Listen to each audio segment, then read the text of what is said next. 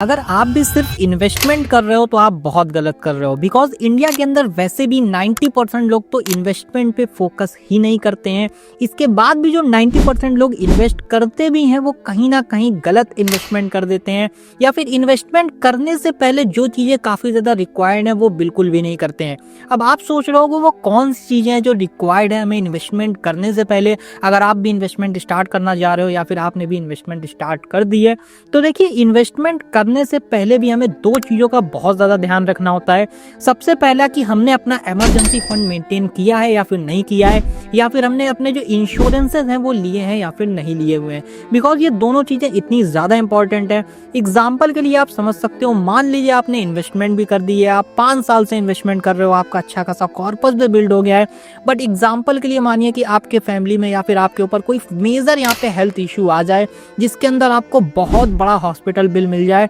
जिसके बाद आपको अपनी इन्वेस्टमेंट्स को ब्रेक करना पड़ जाए, बिकॉज उस समय पे आप डेट नहीं ले सकते हो, या फिर डेट लेने जाओगे तो आप डेट के अंदर चले जाओगे, इंटरेस्ट कॉस्ट देनी पड़ेगी। तो उस केस में अगर आप इंश्योरेंस ले रखा होगा तो वो आपको सिर्फ अपनी हेल्थ से प्रोटेक्ट नहीं करेगा, इसके साथ ही आपने जो इन्वेस्टमेंट करी है उस इन्वेस्टमेंट को भी प्रोटेक्ट करेगा। तो इंश्योरेंस एंड इमरजेंसी फंड ये दो बहुत इंपॉर्टेंट चीजें हैं, आपको इन्वेस्टमेंट करने से पहले ये चीजें जरूर करनी चाहिए। अब इस वीडियो को सिर्फ अपने तक ही मत रखिए, अपने सारे दोस्तों तक शेयर करिए जो भी लोग इन्वेस्टमेंट कर रहे हैं या फिर इन्वेस्टमेंट नहीं कर रहे हैं, ताकि उन तक ये इन्फॉर्मेशन पहुंच पाए और वो भी इस चीज को सही कर पाए। एंड ऐसी और भी वीडियोस के लिए फॉलो करना मत भूलिएगा।